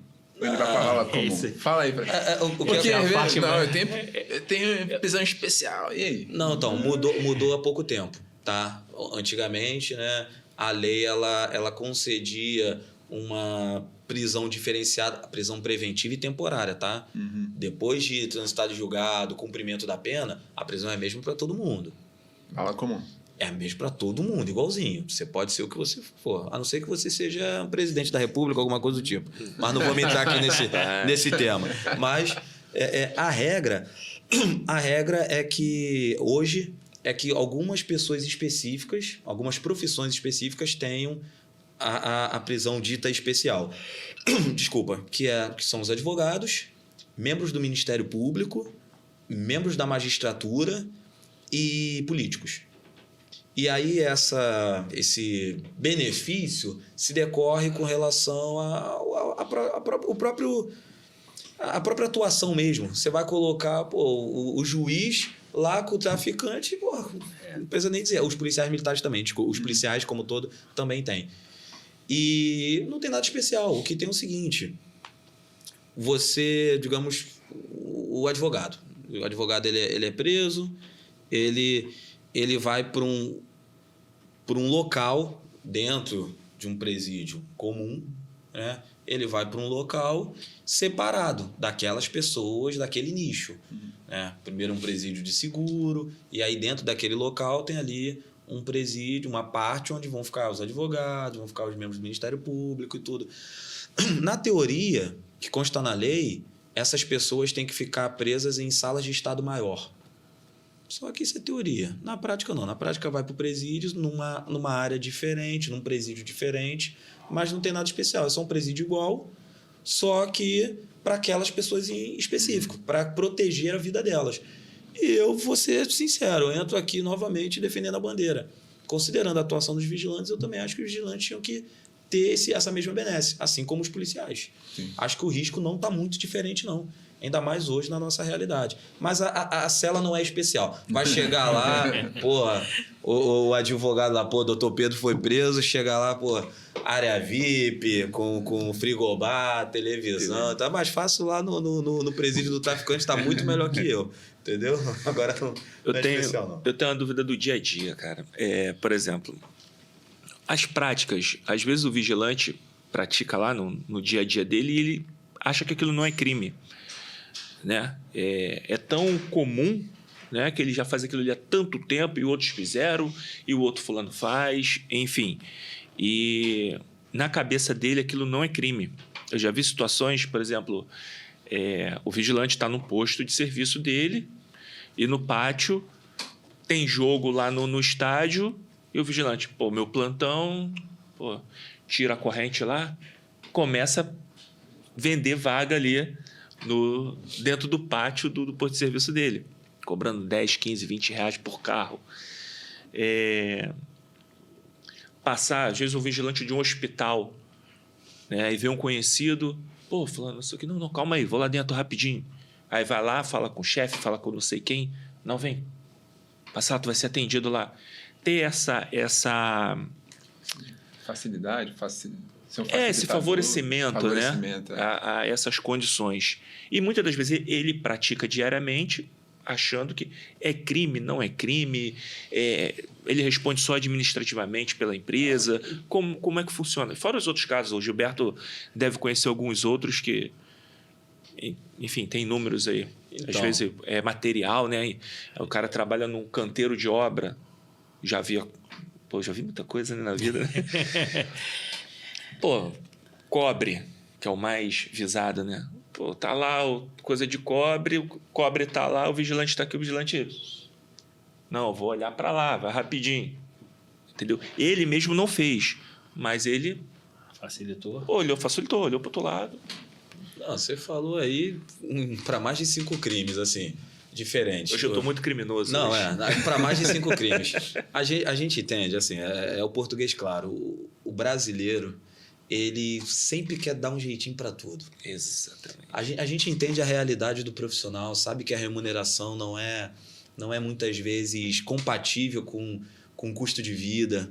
A gente sabe que o brasileiro ele tenta o tempo todo sobreviver.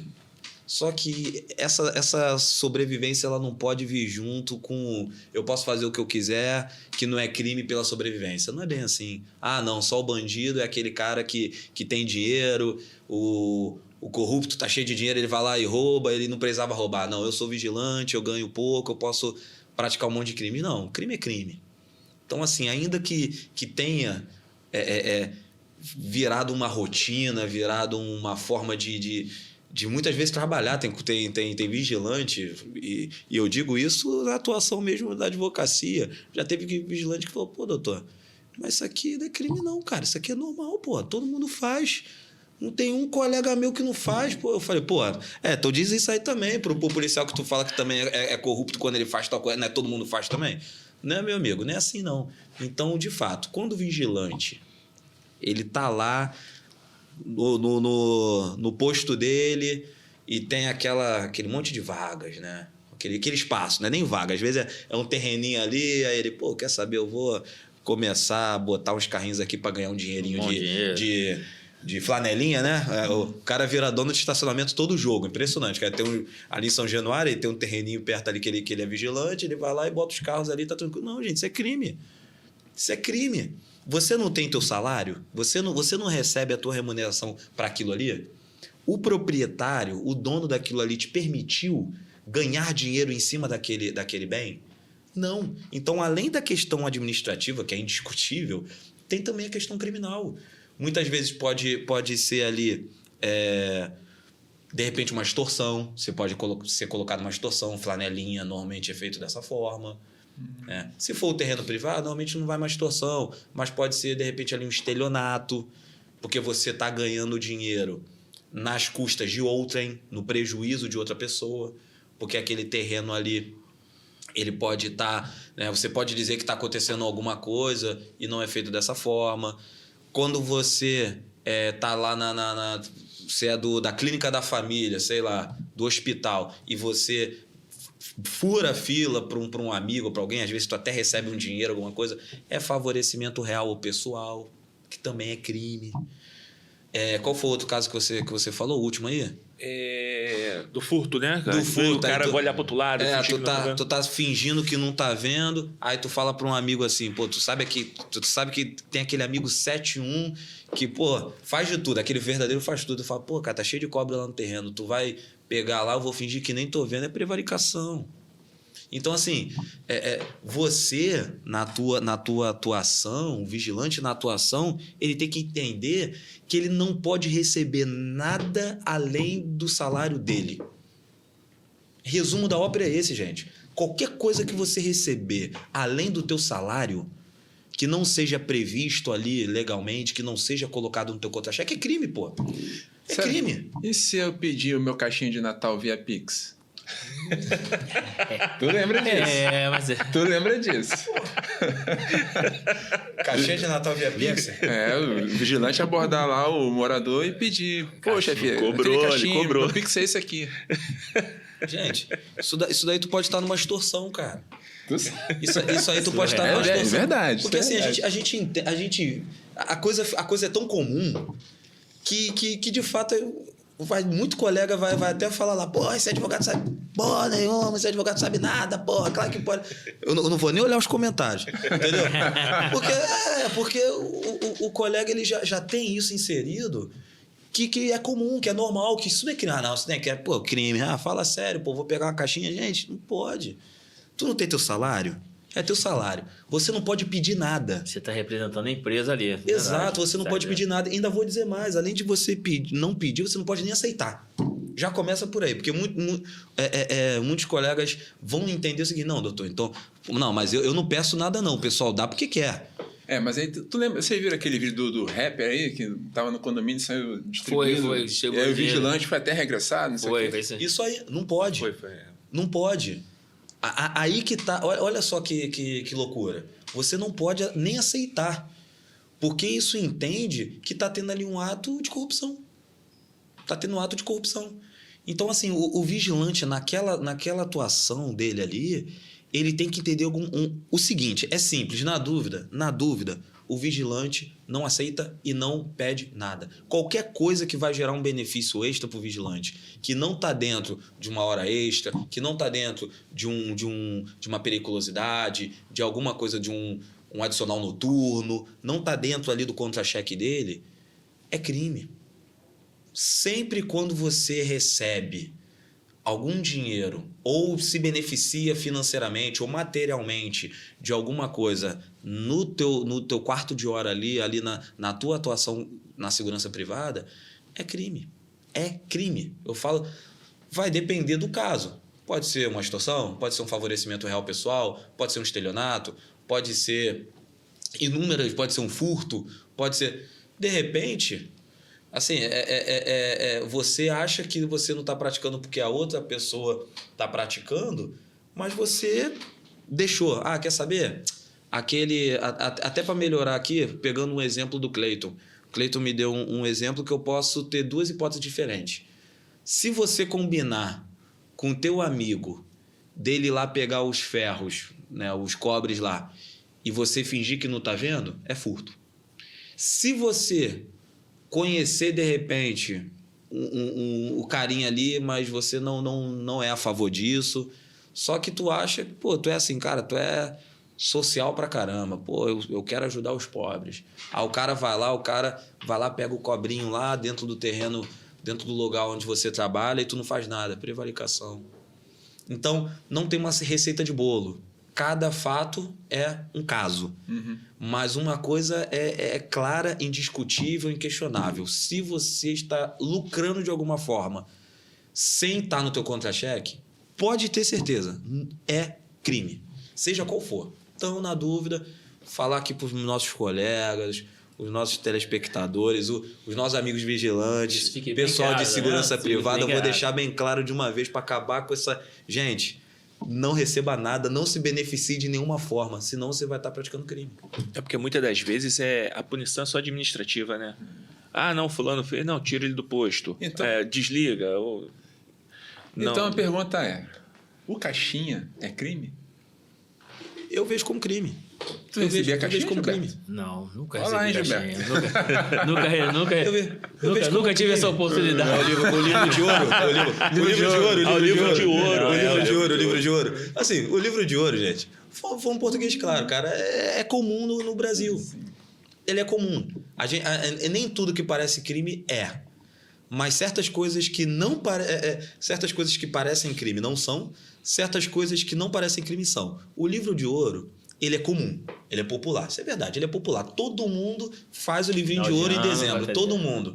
Pô, só que, vou falar comigo, toda vez eu pago lá, dou o livrinho de ouro pro gari, porque eu tenho medo do cara me sacanear, pô.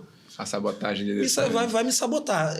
O porteiro lá do prédio do meu escritório, pô, que eles não vejam isso, o cara, pô... montou quase uma milícia lá no prédio. Todo mundo tem que ser dele. Aí ele, pô, doutor, olha o livrinho de ouro. Eu não vou pagar o livro de ouro dele? Claro que eu vou, pô. O cara vai me sabotar o ano inteiro. Então ainda que você não seja agressivo, não utilize da violência, você pode praticar um crime, pode estar praticando um crime, entende? Porque você não é pago para fazer aquele trabalho. Então, você não tem que ser... Eles não têm que te pagar duas vezes. Então, pode ocorrer, e eu aqui sempre eu falo na proteção do profissional da segurança privada. Imagina só, o prédio tem 200 pessoas, 199 dão caixinha porque acha que você trabalha super bem. Pode ter um que vai falar assim, quer saber? Não vou dar mais não, vai lá, registra a ocorrência. Fala que vocês estão obrigando os moradores a pagar o caixinha. E aí, meu amigo? Como você vai provar que isso não é extorsão? Me explica isso. Então, eu sempre vou falar para o vigilante, na dúvida, não faça. Porque depois não vai ter ninguém para te defender. Aqueles 199 moradores, eles vão falar, não, ninguém vai ficar, ninguém vai lá no Tribunal de Justiça, lá no Capa Preta, te defender não, cara. Vai ficar no máximo você e teus colegas lá tentando se explicar para o juiz. Aí o juiz vai falar, faz parte do teu salário? Você pedia? Não, eu pedia, doutor, mas eu pedia porque é comum, todo mundo faz o caixinha aí. Aí o juiz vai perguntar, eu faço o caixinha aqui na justiça? Ah, eu não faço, sabe por quê? Porque eu recebo para isso, e você também. Então, ó, crime. Então, vamos evitar, às vezes, acabar perdendo o seu trabalho de bobeira e acabar praticando crime, porque desculpa até me estender nesse tema, Não. porque o nosso ordenamento jurídico, ele prevê praticamente tudo. Todo mundo fala mal da lei brasileira. Eu falo ao contrário, eu falo até bem demais, o problema é a aplicação. Mas a nossa lei prevê praticamente tudo. Qualquer coisa que você fizer é crime. A regra deveria não ser crime, mas a regra no nosso país é crime. Então, toma cuidado. E aí, Gilberto? A gente vai aprendendo, vai aprendendo aqui, estamos aprendendo aqui. Aproveita agora. que... Na prática, a gente vê que não acontece muito isso, até porque o vigilante, quando está lá no final do ano, que ele está lá no sufoco, ele bota a caixinha dele. Fala isso não. Mas assim, mas a verdade é a seguinte, a gente vai aprendendo, assim, nos meios jurídicos, que é crime. Gilberto deve estar ali. Caraca, eu comprei aquele celular cortando aquele dinheiro. Não, e outra coisa, Dudu. Vou mudar o assunto agora. O policial. Teve um caso recente também. O policial tentou entrar na agência fardado e o vigilante cobrou o documento dele. Ele chamou o colega para prender o vigilante. Nesse caso aí, o vigilante, ele agiu certo? Certíssimo. Isso aí, inclusive, nem tem hipótese adversa, não. Isso aí eu posso falar sem chance de ter outra opção. Sim, agiu certo. Não está na cara de ninguém que é policial. Farda hoje, o que mais tem é traficante hoje com farda do BOPE, trocando tiro na favela. Isso daí a gente vê na televisão. Eu já fui chamado numa agência pela gerente, porque o vigilante barrou um policial, acho que na época era um policial florestal. E aí cheguei lá e a gerente, mas você não viu que a viatura estava na calçada do banco aqui? Aí eu falei, e? Ela não, ele foi uniformizado com a viatura ali fora e mesmo assim... Ela não viu o roubo no aeroporto, não, né? Eu falei, a senhora viu o roubo do ouro no aeroporto? Os ladrões trajados de Polícia Federal com a viatura caracterizada. Isso aí. Não, e aí, tá me dizendo isso daí eu falo com tranquilidade. Isso aí... Se chegar até mim, o vigilante que foi preso ou qualquer coisa porque abordou uma pessoa fardada, porque não abordou um policial, abordou uma pessoa fardada e pediu a sua identidade profissional, porventura for preso, faça até de graça, porque isso aí não existe, não. Isso não existe. Eu faço até aqui uma crítica à instituição financeira, que ela não divide essa responsabilidade com a empresa. E empresa... No caso, é o vigilante que está lá na ponta exercendo essa função. A Polícia Federal ela tem um entendimento que o vigilante tem a capacidade de distinguir ali a identificação da autoridade que tem o direito de portar uma arma e entrar. A gente está falando aqui do policial que está ali caracterizado e tem a obrigação de se identificar. E quando aquele, Gilberto, que tem um porte de arma e tem que apresentar o seu documento, mas muitas das vezes, eu queria que você falasse aqui, se vocês que estão lá na ponta, vamos falar do serviço bancário aqui, então, um exemplo. Vocês têm conhecimento efetivo da identidade funcional oficial de cada tipo de servidor público que tenha direito ao porte de arma? O policial federal, recentemente, eu falo coisa de 2 anos, ele mudou a sua identidade funcional. Correto. E aí... Como é que você se vira lá? E aí entra nessa questão aí de você barrar ou não barrar, porque o banco se pautou nisso. Não, o vigilante tem essa... Ele que tem autonomia para poder fazer... E por que o gerente não pode estar junto ali, já que a casa é dele?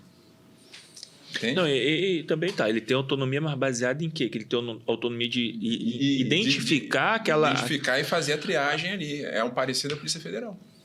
É um desafio. É um desafio. Isso aí, de fato, é um desafio. A Polícia Federal... Na verdade, a lei, né, ela não consegue prever todas as hipóteses de tudo. Mas isso daí é uma hipótese totalmente cabível, né? Plausível de ocorrer, principalmente em agência bancária. A gente tivemos vários problemas na época do HSBC, justamente porque a gente segurava, tinha que chamar o gerente E o policial ele já ficava nervoso porque ele estava preso na porta ali, aguardando o gerente, que muitas das vezes não vinha. Então a gente tinha vários problemas a respeito disso. Era prisão, já teve prisão de colegas até por falta de... O cara fala que estava sendo constrangido, estava barrado, podia estar acontecendo alguma coisa com ele, por ele ter se identificado na porta e ter um bandido atrás e poder atirar nele. Então, assim, já tivemos várias coisas a respeito disso. Vocês têm algum treinamento para isso? De aprender? Isso é irônico, cara. Ué, isso é irônico, velho. Custa perguntar. Não sei, vai que tem. Não, fala, eu falei, sei. Pergunta, então. Bom, vai, pergunta. Vocês têm algum treinamento específico? para aprender a identificar se aquela funcional é daquele servidor, se ele... Enfim, para identificar aquilo. A gente não tem esse conhecimento, nem esse treinamento. E quem garante que o policial que chegou lá e botou a funcional lá para você, ó, eu sou polícia, tá aqui, aquilo ali é original, de verdade? Não tem, a gente não tem, na verdade, a gente não tem garantia nenhuma. A gente tem uma cartilha na qual a gente tem que estar sempre... A gente tem que estar sempre lendo, que diz que são as pessoas aptas a identificar se é ou não. Mas a gente não tem essa certeza. Assim, eu acho que o maior problema está na falta de padronização. Mas isso, infelizmente, né, não dá para a gente ter tudo aqui no Brasil. Bem-vindo ao Brasil. Tavares, como sempre... O tempo voa. Vai que vai, né? É isso aí. Bem, pessoal, a gente tinha mais perguntas aqui. E a gente vai estender essas perguntas aí através da nossa audiência, através aí do chat. Quem quiser, tiver interesse em fazer mais perguntas aí para o Dr. Pedro, até mesmo para o Gilberto, pela experiência que tem aí, ou para um de nós dois aqui, sempre será bem-vindo e pode ser tema do próximo podcast. Né? É isso aí. Agradeço aí a todo mundo que acompanhou, a todo mundo que participou. É isso aí. A gente fica feliz por mais um podcast, mas triste porque o tempo passa rápido. Vocês viram aqui que o tempo flui. Eu queria falar sobre o acesso do oficial de justiça no empreendimento, da questão da diversidade, aí, que é um tema muito polêmico aí. No barro, o vigilante cometeu crime de discriminação, não cometeu, mas enfim, a gente vai deixar para outro momento, tá, Pedro? Com certeza. Foi um bate-papo muito bom. Até eu tinha outro assunto que era sobre a Guarda Municipal, mas vai ficar com uma próxima aí. E é isso aí, pessoal. Agradecemos aí a audiência. Mais uma vez, Segurança Podcast. Esse aqui encerra o #08. Tchau.